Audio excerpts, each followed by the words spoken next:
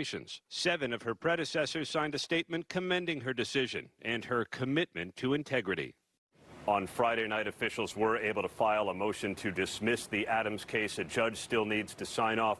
So in the end, John, the Trump administration gets its way, but it's also triggering this unprecedented upheaval as President Trump tries to exert more control over the Justice Department and the nation's largest city. John.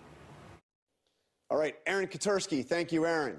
I'm joined now by Congressman Hakeem Jeffries of New York, the top Democrat in the House. Leader Jeffries, thank you for joining us. I want to start with that extraordinary situation in New York. Before she resigned, the acting U.S. Attorney for the Southern District of New York sent the Attorney General a scathing letter accusing DOJ of engaging in a quid pro quo with Mayor Adams. Let me just read part of that letter. She wrote, "Rather than be rewarded, Adams' advocacy should be called out for what it is, an improper offer of immigration enforcement assistance in exchange for the dismissal of his case. It is a breathtaking and dangerous precedent to reward Adams' opportunistic and shifting commitments on immigration and other policy matters." How concerned are you that the Trump administration is trying to use the justice system to control the mayor of New York City? Very concerned, and the situation is very disturbing. Mayor Adams has a responsibility to convince the people of New York City that he will be able to continue to govern in a manner that puts their best interests first at all times, and that he's not simply taking orders from a Trump administration, a Trump Department of Justice, or Trump officials who do not have the best interests of the city of New York at heart. Because this prosecution has been suspended, which means the Justice Department can renew the prosecution at any time if they don't like what Adams is doing. That's correct. Listen, this Department of Justice is not promoting law and order. It's promoting lawlessness and disorder.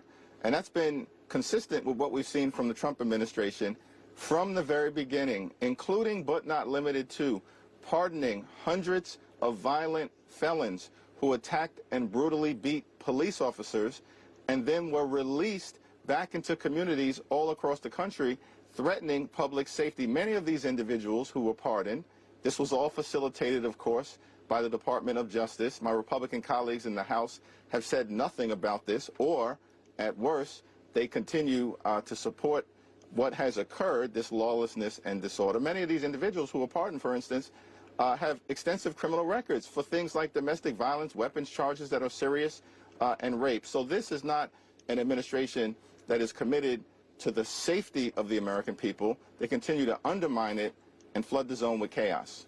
More broadly, we're in 4 weeks in this second Trump administration. What of all of that we've seen play out over these 4 weeks most concerns you? Well, Donald Trump and Republicans consistently promised that they were going to lower the high cost of living, and they've done the exact opposite. They've shown no interest in lowering costs in the United States of America, which are too high. Housing costs are too high. Grocery costs are too high. Child care costs are too high. Utility costs are too high.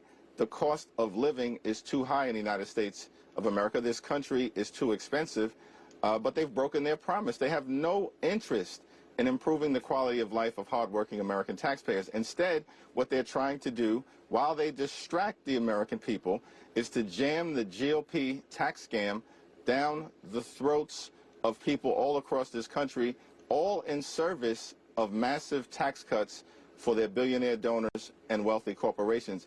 It's a toxic bait and switch that is underway, and we will continue to push back forcefully.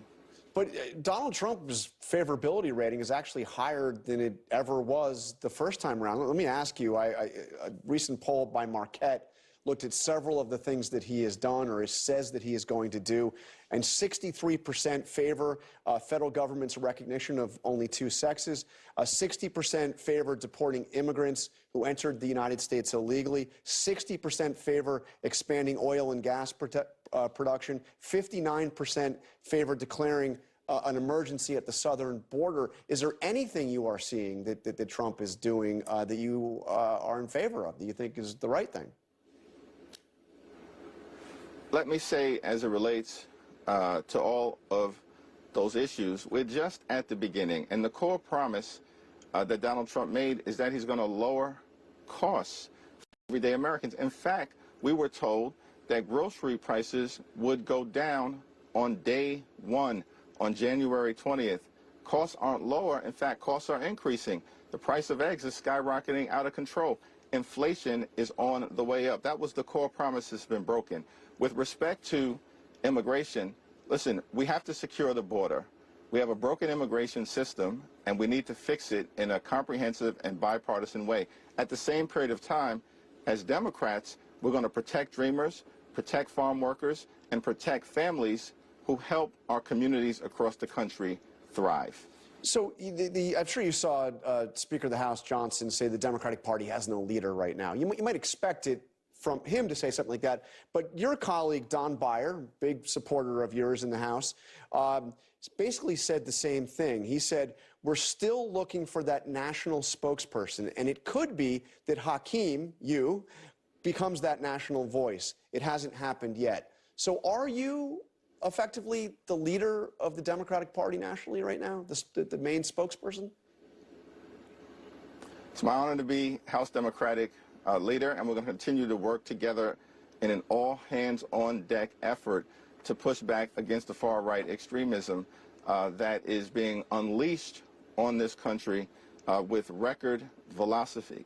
We've got to fight in the courts, push back in the Congress, and continue to push back in the community. And as House Democrats, we're doing just that, particularly as it relates to their efforts to not only jam these massive tax cuts down the throats of the American people for the wealthy, well-off, and well-connected, but they want to stick working-class Americans, middle-class Americans, and everyday Americans with the bill by effectively ending health care as we know it, hurting children, hurting women, hurting people with disabilities, hurting older Americans, hurting everyday Americans by slashing and burning Medicaid to the ground, effectively trying to jam up the Affordable Care Act, and they're going to target Social Security and Medicare. We're pushing back forcefully against those efforts every day, every week, every month, every year, and that will continue. Government funding runs out in less than a month now. We've seen over the past 2 years, Republicans cannot or have not been able to pass government funding without Democratic support. Some of your supporters on the outside are saying you should use as leverage the possibility of a government shutdown to push back at some of what the Trump administration is doing right now. What will you need from Mike Johnson and from the Republicans to agree to go along with efforts to fund the government? Republicans have consistently shut down the government in the past, and it would be no surprise if they do just that this time around. There's a Republican president, a Republican House, and a Republican Senate. They have a responsibility to make sure that government remains open and can function. As Democrats, with respect to any spending agreement, our view, our test, is whether that spending agreement meets the needs of the American people in terms of their health, their safety, our national security, and certainly the economic well-being of everyday Americans. Rosa DeLauro is the top Democrat on the Appropriations Committee. She's in off and on conversations with her Republican colleague in the House, as well as our Republican and Democratic colleagues in the Senate. We'll see how that unfolds over the next few weeks, but we are going to make sure that any agreement that is ultimately signed off on has to be one that meets the needs of the American people, and it has to be implemented fully in compliance with the law. And just quickly before you go, have you had any conversations with the White House? Have you talked to Chief of Staff Susie Wiles or the President about this?